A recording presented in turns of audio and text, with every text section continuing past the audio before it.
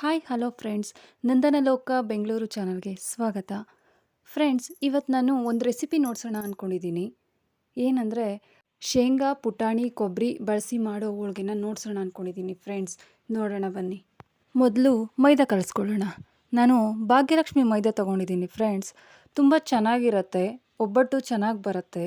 ಹಾಗಾಗಿ ನಾನು ಭಾಗ್ಯಲಕ್ಷ್ಮಿ ಮೈದಾ ತೊಗೊಂಡಿದ್ದೀನಿ. ಚಿರೋಟಿ ರವೆ ಮತ್ತು ಸ್ವಲ್ಪ ಎಣ್ಣೆ, ಒಂದು ಲೋಟ ನೀರು ತೊಗೊಂಡಿದ್ದೀನಿ. ಒಂದು ಬೌಲ್ಗೆ 1 ಕಪ್ ಮೈದಾ, 2 ಸ್ಪೂನ್ ಆಗೋಷ್ಟು ಚಿರೋಟಿ ರವೆ ತೊಗೊಂಡು ಚೆನ್ನಾಗಿ ಮಿಕ್ಸ್ ಮಾಡ್ಕೊಳ್ಳೋಣ. ಈ ವಿಡಿಯೋನ ಕೊನೆವರೆಗೂ ನೋಡಿ ಫ್ರೆಂಡ್ಸ್, ನಿಮಗೆ ಒಂದು ಬ್ಯೂಟಿ ಟಿಪ್ಸ್ ಸಿಗುತ್ತೆ.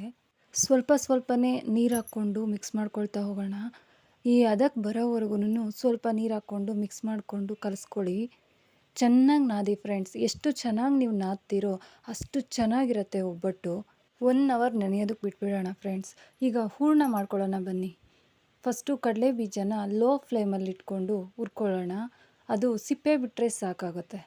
ನೋಡಿ, 1 ಕಪ್ ಕಡಲೆ ಬೀಜನ ಸಿಪ್ಪೆ ಸುಲಿದು ಇಟ್ಕೊಂಡಿದ್ದೀನಿ.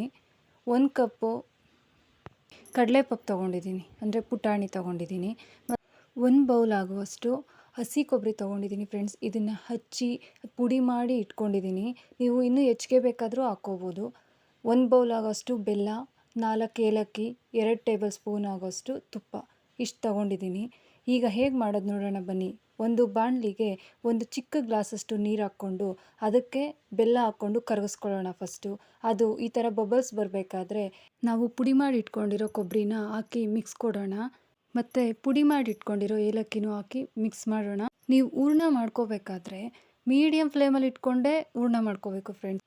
ಹೈ ಫ್ಲೇಮ್ ಆದರೆ ತಳ ಹಿಡ್ಕೊಬಿಡುತ್ತೆ. ಹಾಗಾಗಿ ಮೀಡಿಯಮ್ ಫ್ಲೇಮಲ್ಲಿ ಇಟ್ಕೊಂಡೇ ಹೂರಣ ಮಾಡ್ಕೊಳ್ಳಿ. ಈಗ ಫ್ರೈ ಆಗಿದೆ. ನಾವು ತೊಗೊಂಡಿದ್ವಲ್ಲ ಕಡಲೆ ಬೀಜ ಮತ್ತು ಕಡಲೆಪಪ್ಪು, ಅದನ್ನು ಪುಡಿ ಮಾಡಿ ಇಟ್ಕೊಂಡಿದ್ದೆ. ಅದನ್ನು ಸ್ವಲ್ಪ ಹಾಕ್ಕೊಂಡು ಚೆನ್ನಾಗಿ ಗಂಟಾಗದಿರೋ ಥರ ಮಿಕ್ಸ್ ಮಾಡ್ಕೊಳ್ತಾ ಹೋಗೋಣ. ತುಂಬ ಚೆನ್ನಾಗಿ ಮಿಕ್ಸ್ ಮಾಡಿ. ನೀವೆಷ್ಟು ಮಿಕ್ಸ್ ಚೆನ್ನಾಗಿ ಮಾಡ್ತೀರೋ ಅಷ್ಟು ಹೂರಣ ಚೆನ್ನಾಗಿರುತ್ತೆ. ಗಂಟಾಗೋದಕ್ಕೆ ಬಿಡಬೇಡಿ. ಈಗ 2 ಸ್ಪೂನ್ ತುಪ್ಪ ಹಾಕ್ಕೊಂಡು ಚೆನ್ನಾಗಿ ಮಿಕ್ಸ್ ಮಾಡಿಕೊಡೋಣ. ಈ ಹದಕ್ಕೆ ಬಂದರೆ ಸಾಕು ಫ್ರೆಂಡ್ಸ್. ಹೂರಣ ತಣ್ಣಗಾದರೆ ಇನ್ನೂ ಸ್ವಲ್ಪ ಗಟ್ಟಿಯಾಗತ್ತೆ. ಇದೊಂದು ಸ್ವಲ್ಪ ಹೊತ್ತು ಆರೋದಕ್ಕೆ ಬಿಟ್ಬಿಡೋಣ. ಈಗ ಹೋಳಿಗೆ ಹೇಗೆ ಮಾಡೋದಂತ ನೋಡೋಣ ಬನ್ನಿ. ಮೈದಾ ತೊಗೊಂಡು ಸ್ಪ್ರೆಡ್ ಮಾಡ್ಕೊಳ್ಳೋಣ ಮತ್ತು ಹೂರಣ ಇಟ್ಕೊಂಡು ಕ್ಲೋಸ್ ಮಾಡ್ಕೊಳ್ಳೋಣ. ಅದನ್ನು ಒಬ್ಬಟ್ಟನ್ನ ಲಟ್ಟಿಸ್ಕೊಂಡು ತೆಳ್ಳಗೆ ಲಟ್ಟಿಸ್ಕೊಂಡ್ರೆ ತುಂಬ ಚೆನ್ನಾಗಿರುತ್ತೆ. ನೋಡಿ, ಈ ಥರ ಬಂದರೆ ಸಾಕಾಗತ್ತೆ. ಈಗ ತವ ಇಟ್ಟು ಲೋ ಫ್ಲೇಮಲ್ಲಿಡಿ ಫ್ಲೇಮ್ನ. ನೋಡಿ, ಈ ಥರ ಬಾಳೆ ಎಲೆ ತೊಗೊಂಡು ನೀವು ತಟ್ಕೊಂಡ್ರೆ ತುಂಬ ಟೇಸ್ಟಿಯಾಗಿರುತ್ತೆ ಫ್ರೆಂಡ್ಸ್. ನೋಡಿ ಎಷ್ಟು ಚೆನ್ನಾಗಿದೆ, ಎಷ್ಟು ಚೆನ್ನಾಗಿ ಬಂದಿದೆ. ಸ್ವಲ್ಪ ತುಪ್ಪ ಹಾಕ್ಕೊಂಡು ತಿಂತಾಯಿದ್ರೆ ತುಂಬ ಚೆನ್ನಾಗಿರುತ್ತೆ. ಎಷ್ಟು ಸಾಫ್ಟಾಗಿದೆ ನೋಡಿ. ಹೀಗೆ ಅರಿದ್ರೆ ಹಾಗೆ ಬರ್ತಾಯಿದೆ. ತುಂಬ ಚೆನ್ನಾಗಿದೆ. ನಮ್ಮ ಮನೇಲಿ ತುಂಬ ಇಷ್ಟಪಡ್ತಾರೆ ಎಲ್ಲರೂ. ಪ್ರತಿ ಫಂಕ್ಷನ್ಗೂ ಇದನ್ನೇ ಕೇಳ್ತಾರೆ. ಏನೇ ಹಬ್ಬ ಆದರೂ ಅಷ್ಟೇ, ಹೋಳ್ಗೆ ಮಾಡಿ ಇದೇ ಥರ ಕೇಳ್ತಾ ಇರ್ತಾರೆ. ನೀವು ಮಾಡಿ ಟ್ರೈ ಮಾಡಿ ಹೇಗಿದೆ ಅಂತೇಳಿ ಕಾಮೆಂಟ್ ಬಾಕ್ಸಲ್ಲಿ ನಮಗೂ ತಿಳಿಸಿ ಸಪೋರ್ಟ್ ಮಾಡಿ ಫ್ರೆಂಡ್ಸ್. ನಿಮಗೆ ಸ್ಟಾರ್ಟಿಂಗಲ್ಲಿ ಒಂದು ಬ್ಯೂಟಿ ಟಿಪ್ಸ್ ಹೇಳ್ತೀನಿ ಅಂತ ಹೇಳಿದ್ದೆ. ಒಂದು ಸೌತೆಕಾಯಿ ತೊಗೊಳ್ಳಿ ಫ್ರೆಂಡ್ಸ್. ಅದ್ರ ಕಹಿ ಅಂಶನ ತೆಗೆದುಬಿಟ್ಟು ತುರ್ಕೊಂಡು ಅದರಲ್ಲಿರೋ ನೀರಿನ ಅಂಶನ ಒಂದು ಬೌಲ್ಗೆ ಇಟ್ಕೊಳ್ಳಿ. ಇದು ವಿಂಟರ್ ಸೀಸನ್ಗೆ ತುಂಬ ಯೂಸ್ಫುಲ್ಲಾಗಿ ಇರುತ್ತೆ. ಈ ಸೌತೆಕಾಯಿ ರಸನ ಒಂದು ಕಾಟನ್ ಪ್ಯಾಡ್ ಮೂಲಕ ನಿಮ್ಮ ಫೇಸ್ಗೆ, ಕುತ್ತಿಗೆಗೆ, ಕೈಗೆ, ಕಾಲಿಗೆ ಯೂಸ್ ಮಾಡಿ.